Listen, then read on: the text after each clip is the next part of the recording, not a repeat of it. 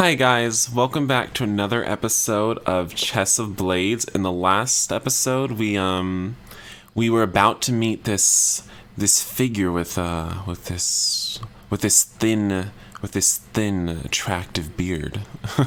Who could it be? We'll find out right now. With the moonlight illuminating his features, I can identify that it's a man, for the slanted shape of his mouth is unmistakably male. My apologies, sir. I didn't realize we were adjoined neighbors. Instead of an immediate reply, the man takes a slow step towards me, crossing the thin connecting walkway between our balconies. Really, there's no need to be angry, sir. I promise I wasn't. Excuse my rudeness. Mm-hmm. The tall, tanned man bows lowly before me, lifting his head with a subtle glimmer in his eyes. I just had to be sure it was Lord Verison's son I had the privilege of finally meeting. Oh, of course. Someone else who only identifies me as my father's son. I straighten up, feeling decidedly less deferential. Well, you're not mistaken. I prefer to be called Rivian rather than Verison's son, however. My apologies, Rivian. I already knew your name, but I didn't wish to seem rude by addressing you so coarsely. Oh, well, I suppose that's all right then. This man is surprisingly polite. Something about his manner and clothing makes me think he's different, from a different place. Is he a foreigner? It must be an act of fate that you were brought to me so swiftly. You are precisely the one I have been looking for. Me? Are you sure you don't mean my father? He's not here if so. He shakes his head, lips curling into a cryptic smirk. Who exactly is this man? He gives off much more dangerous air than your average courtier. I wanted to give you a warning. A hint, if you will. You're sharp, I'm sure, with a man like Lord Verison as your father. So I doubt you'll take long to catch on. What the hell are you talking? Oh my. Before I can so much as struggle, I find myself abruptly turned about, pinned against the balustrade, staring down at the long fall to the cliffs below. You think this long celebration is just for the sake of the king's egoism? No. It's something far more than that. Oh my god. Who does this bastard think he is? I've already promised myself to Arden. Get your hands off me, you! Shh. Quiet, my dear. Ignore my words, and the result will be the same as if you jump from this balcony here and now. His voice is infuriatingly patient, brimming with a confidence that arouses a desire in me to knee him in the family jewels. I reluctantly stop squirming, growing still in the iron grip of the arms around me. You see, the nobility here are not merely those from your own kingdom. Some of these lords and ladies hail from beyond these borders, myself included. And some of them are former citizens or allies of smaller nations whose armies were crushed under your kingdom's fists. So, precisely what the hell does that have to do with me? Use your pretty head for a moment, little dove. The man who expertly controlled your forces' movements, who knew through spies everything his enemies would do, who outwitted them at every turn. The stranger's lips aren't far from my ear, and his warm breath tickles lightly against my skin. That was your father, Rivian. And now his darling son is far from home, in a nest of enemies among friends. A shiver runs down my spine as long, rough fingers tighten around my jaw. I already told you I'm not my father. Your overshadowing bloodline may be irksome to you, but it is everything to those who hate Lord Verison. And you're so very vulnerable, all alone, If I were one of those enemies, you'd be lying in a picturesque pool of your own blood right now, or smashed into little bitty pieces on those cliffs below. And neither of us want that, do we? The low, softly threatening tone of his voice makes my fingers tightly curl into my fists, and I struggle desperately not showing my growing anxiety. Quit with your fancy words and tell me what the point of this all is. The point of it all? It's rather simple.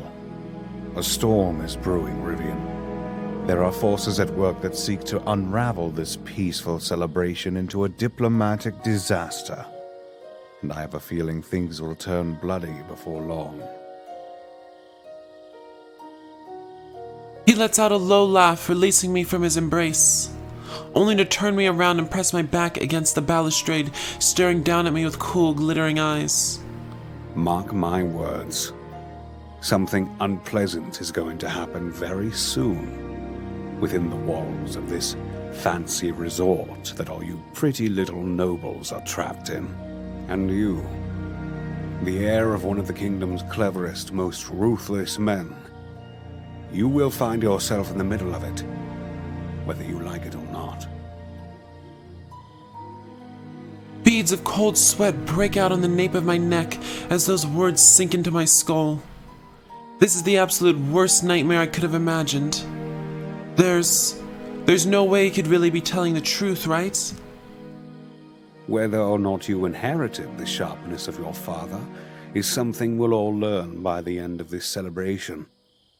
Don't you think? Based on if I make it to my carriage alive on the final day?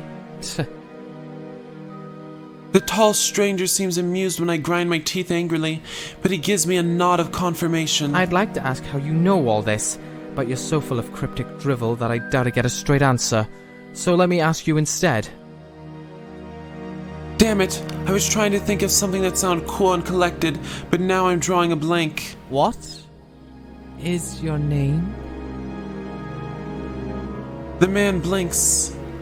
Well, if I wasn't expecting it, he probably wasn't expecting it either. Soon, though, a pleased expression drifts over his well-chiseled features, lips curling in a wolfish grin. My name? It's Franz, my little lord. At your service. He reaches out towards my hand, bringing the back of it to his lips. But I quickly pull away and give his chest a vehement shove, dodging out of his grasp. You should be the one to fall off the balcony, perverted bastard. I promise you won't be missed.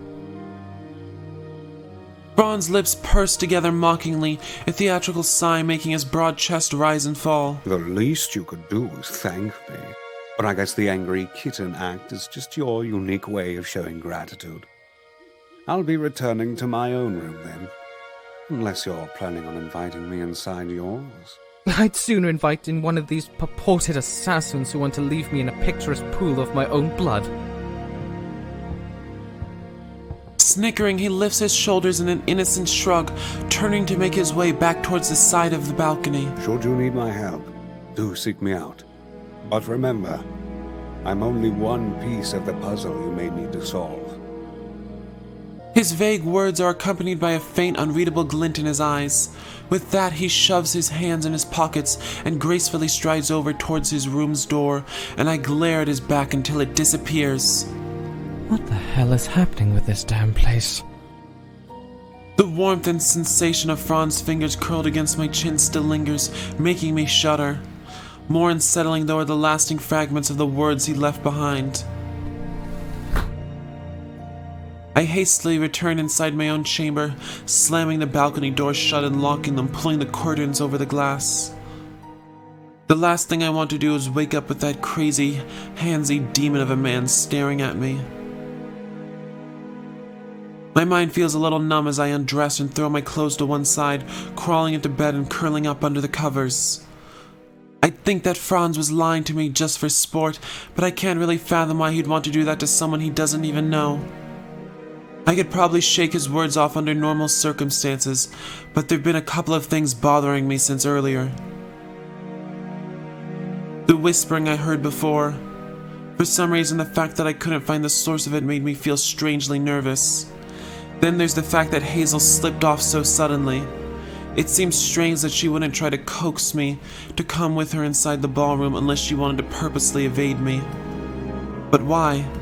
And now I'm neighbors with some perverted foreigner. It's hardly believable. But if he was really telling the truth, then am I really in danger? But why? Father would have surely known who the other guest could be before he sent me here. In that case, was there a reason why he made me attend alone? Is he trying to get me killed? Oh my god. He wants to rub me out. Is this a sink or swim coming of age ritual for me? I pull my head from under the covers and gaze glumly up at the ceiling. As much as I hate to admit it, I'd rather risk embarrassing myself by taking Franz's words seriously instead of ignoring him and ending up a bloody splatter. Swallowing, I slip out from the bed to make sure my room's door is locked, pressing my ear to the wood just to see if anyone's lurking outside. But I don't hear anyone or anything except the fast beating of my own heart. I give up and return to the plush mattress, crawling back under the sheets. We're going to have a long talk about this, Father. When I make it back home, and I will make it back home, I'll give him a real piece of my mind. Until then, I'll make sure any would-be assassins learn to fear the name of Rivian Verison.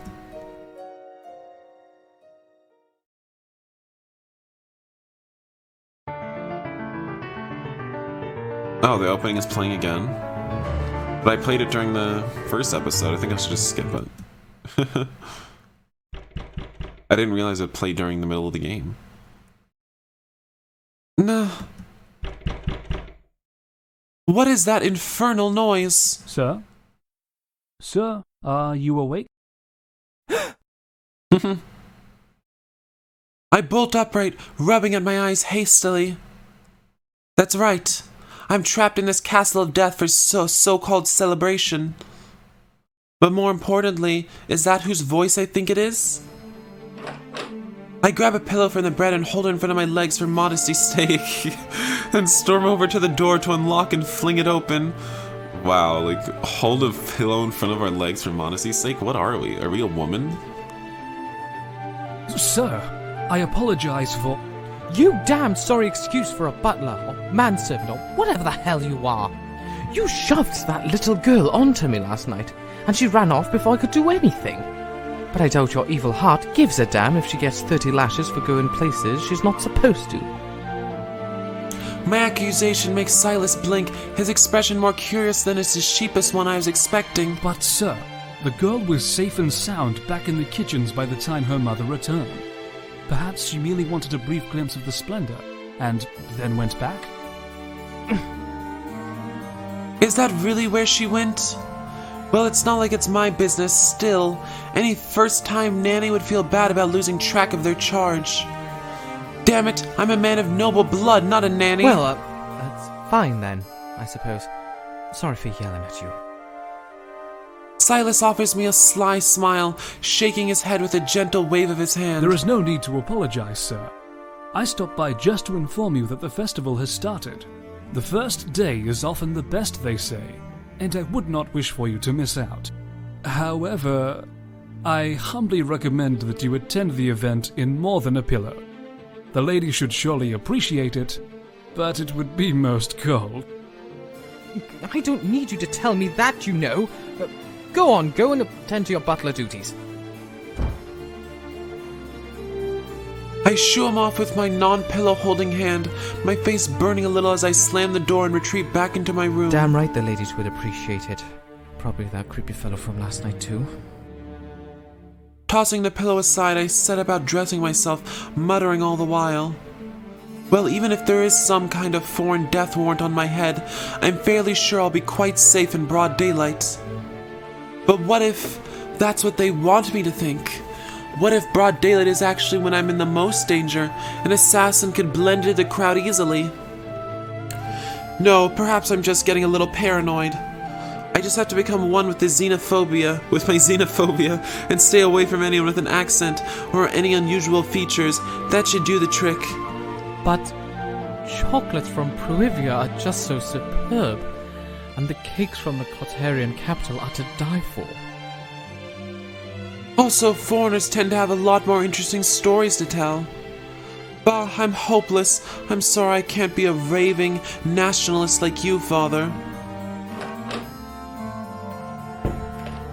After I finish getting ready, I head over to the door and slip out into the hallway. Was that my stomach? Oh, right. I suppose I haven't eaten my snack during the carriage ride last evening. Well, I'm sure they have food in the festival stalls. I wind my way through the corridors and trot down the stairs, returning to the main hall while keeping my eyes peeled for any would-be attackers. I'm just always on guard now. I probably look like an idiot. It seems, though, like most of the guests have already gone outside, although a few are still milling about in this ridiculously huge foyer. I stay on careful alert for that demonic woman, too, whose threat rivals any assassin. Oh, as I saunter towards the doors, I notice a man with long dark hair leaning by the grand entrance, intently reading a long scroll. As in very intently, he looks about as focused on that paper as a starving dog with a bone. My curiosity wins out over my refined upbringing, and I quietly approach behind him to try and sneak a glimpse of whatever's on the scroll. Before I can so much as catch a word, he abruptly spins to face me. A pair of hawk-like eyes behind an angular glasses flick down to bear holes through my face. I was just going to pick some lint off your shoulder, you see. Is that so? I don't think I've been given such an icy glare since I told my mother she looked fat in one of her dresses. Yes, headed out to the festival and all that. Just spotted something on that coat of yours. Didn't want to embarrass you. My, how remarkably thoughtful you are. I don't suppose you're one of the servants trying to masquerade as a nobleman. What, you mean you don't recognize me? He rolls his eyes at me, pushing up the bridge of his glasses with a light snort. I am a busy man. Why would I bother learning the name of someone who goes around picking lint off of people? I wince. This fellow really doesn't pull his punches. I guess I've been spoiled from this random attention I've been getting. There's no way everyone would know my face just because I've been seen around with my old man. I'm Rivian. Varison, that is.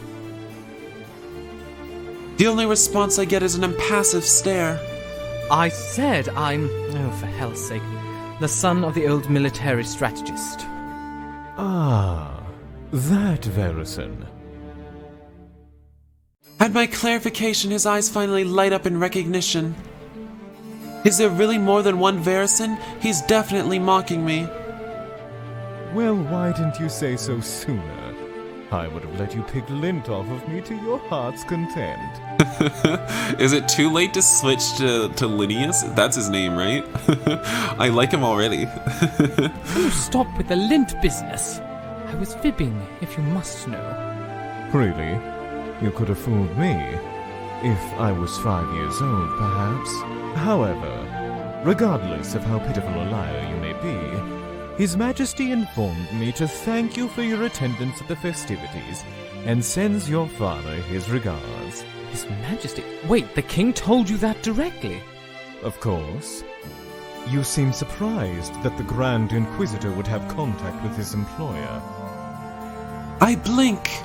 What is the Inquisitor, the head of domestic investigations, doing at a royal celebration? I know what your unsophisticated mind is thinking.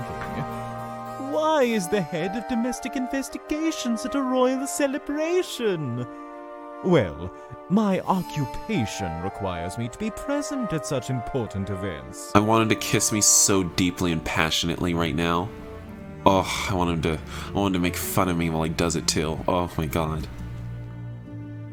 Well, I can see how he got his job. Now that I think about it though, I haven't heard about this man before. What was his name again? I remember. Oh no, but I'm going for Arden, so I think I have to say I can't recall, right? Okay, like, I really want him. I can't recall. Damn, I can't remember it for the life of me. Something that started with an L, I think? He gives me a vitriolic look when I remain awkwardly silent, as if I'd committed some unspeakable crime by not committing his name to memory. I am called Linnaeus. Perhaps you should write it down a few times so you don't forget. Assuming you are literate, that is. Wow, I love these sick burns. Gods, talk about unpleasant. Did snooping over his shoulder really warrant this kind of treatment? Clearly the king tolerates him for his qualities other than his horrible personality. Just out of curiosity, did His Majesty tell you to thank every guest like that, or just me? His nose wrinkles disparagingly at my question, upper lip curling, no doubt in preparation to offer some kind of caustic response. Many guests are given honorific greetings, but for some unfathomable reason, he asked me specifically to address you. He sounds slightly confused, which is admittedly understandable. I see. For some reason, a strange sense of apprehension flits over me. The king singled out the Grand Inquisitor, one of his highest-ranking men, to talk to me? Beyond that, he investigates domestic affairs. That means if something fishy is going on related to the king or his court, the pony-tailed hellbeast is on the hunt. I hope he's not been assigned to keep an eye on me or something. This is the one man who I'd rather not get on the bad side of. Incidentally, do you know how many foreign guests the king invited to this extravagant affair? Linnaeus raises his eyebrow at my question, then narrows his hawk-like gaze at me. There are no more than 6, with 4 of those being ambassadors. All of them equally dislikable, if you ask me. Do you find anyone likable, except for your reflection? Perhaps I'd like you, if you were more like your father and less of a spoiled child. Oof. I'm starting to wonder what the sentence is for punching the Grand Inquisitor. Ah, your primitive mind is contemplating violence, is it not? I advise you not to raise a hand against me. Not even the Varison name will save you from the consequences. With a defeated growl, I turn to the doors with the intent to head off before I end up getting thrown another insult. Oh, before you head off to cause more trouble. I begrudgingly cast a glance over my shoulder to see an annoyed look on the Inquisitor's face. If you see that ridiculous boy, Arden, is it? Tell him he needs to act like a proper guardsman, or I'll make sure he's relieved of his post. You know Arden? Lovely, what on earth did he do now? Linnaeus waves his hand dismissively at me, pulling back out the scroll he tucked away when he noticed my presence earlier. Ask him yourself. I have no further time to entertain your dull questioning. Very well. I'd pull up a chair for you before I left, but sitting down would surely drive the stick buried in your rectum to an uncomfortable depth. Do have a good morning. We got him good, guys. We got him good. He didn't see that one coming.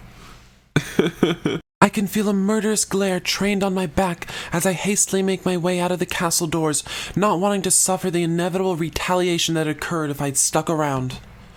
But as the cool breeze hits my face and I enter into the lavish grounds outside, I breathe a sigh of relief. With luck, I'll never have to run into that unpleasant man again. More importantly, I can see the bustling festival stalls ahead, and the excitement bubbles inside of me as I follow the stream of guests heading towards them. I don't think I've ever been to a proper festival. Maybe I'll have the chance to get some fun souvenirs and actually relax a little. Perhaps this celebration won't be so bad after all.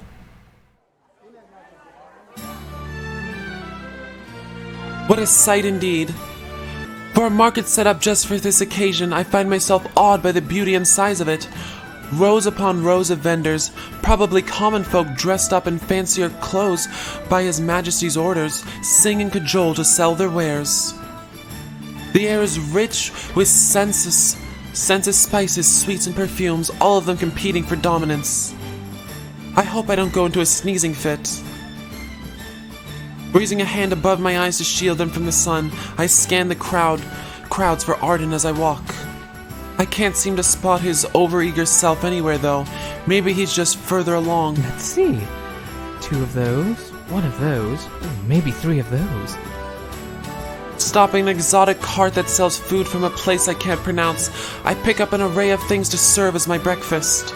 I stuff my arms with a variety of treats and munch thoughtfully while I'm meandering through the crowds. The finest silks from ports all over the world. Come, drape yourself in the shawl of a queen. There's Kantian herbs and medicines to make the sickly into the strong. Or perhaps the opposite to your foes. Buy the best vintage of our Royal Highness's favourite wine, pressed from the kingdom's best grapes. Ah, domestic product among all these imported ones. Who really cares if the king's favorite is wine, though? Wine's only good for getting drunk. It could taste like boiled boots as long as it gets the job done. As I head through the streets, suddenly someone bumps up against my side. Oh, excuse me. Oh my. Is this? There's so much pink. Is this the Miss Yuri I've been waiting for? I don't know, she doesn't seem like a bad person. Can I really give her the Yuri voice? She doesn't seem like a bad person. Come on, guys, I can't do this to her. It doesn't really matter in this game since all the lines are voice acted. A delicate female voice comes from beside me, and I quickly turn to see a pretty girl curtsying apologetically. I beg your pardon, sir. It's very hard walking in these shoes all day, and I'm starting to get a bit wobbly. I glance down at her shoes. Ouch, those heels are razor thin and obscenely tall. Poor woman. I should be the one to apologize. I suppose I'm rather spoiled, getting to plod around in these comfy boots all day. A happy grin spreads on the lady's lips at my remark. I can tell from her fine clothes and mannerisms that she was one of the king's guests, not someone here to sell wares. I'll keep a better eye on where I'm going next time. Oh, by the way, I'm looking for someone. I wonder if you might have seen him. What a twist of fate. I'm looking for someone too. What's yours look like? Let's see, he's an older gentleman with a red coat and a rather round nose and a bit on the larger side. I pause thoughtfully, racking my mind for a similar image to what she's describing. I come up with a blank, however, and regretfully shake my head. I'm afraid not. I'll tell him you're looking for him if I see someone with such a physique, though. Would you? I'd be most grateful. Please tell him Celeste wants to speak with him. Celeste, is it? If you see an ungraceful oaf with, speak of the devil. Before I can even finish my flattering description of Arden, I spot him eagerly pushing through the crowds towards me, waving a hand over his head. Oh, is he your friend? He's quite handsome. She giggles coyly, giving Arden quite an intense once-over as he approaches us out of breath. Rivian! I knew you'd come out of hiding sooner or later. He doesn't even seem to notice Celeste at first, but when I pointedly nudge my chin slightly in her direction, Arden glances down towards the girl. Well, please excuse me. I need to go find Papa before I get swindled by too many merchants. Perhaps I'll see you tonight, Rivian. Despite addressing her words to me, she's clearly eyeing Arden as she drops in another cute curtsy, gracefully slipping back into the crowd. Papa, huh? Wonder if she means her real father, or a thirsty widower she's ensnared between her thighs. Damn, why is Rivian doing this? We don't even know that bitch. She seemed nice. Why are you already making these suggestions towards her? But, I think I'm gonna end this episode here, guys. Thank you for watching, and I'll see you guys next time. Bye. Hi, guys. I just wanted to let you guys know about my Discord I have. I'm chatting in there. A lot of other subscribers are chatting in there, and it's a lot of fun. And I really recommend pasting the Discord link in here instead of just clicking on it in my YouTube comments. Sometimes Discord can be a little bit weird when you click on the link. So I recommend just copy and pasting it in here. And you have to be over 18 to be in this Discord though, guys, so please do be aware of that. If I find out you're under 18, I will ban you, I will kick you. And all you have to do when you get to this page is type -agree. After you read the rules and agree to the rules, just type -agree, That's really important. It's a dash and then an agree. No spaces. If you just type that, you'll get full access to the Discord. And there are 58 people who can't figure out how to type dash agree. So don't be like them. All right, guys, I hope to see you in the Discord. Bye.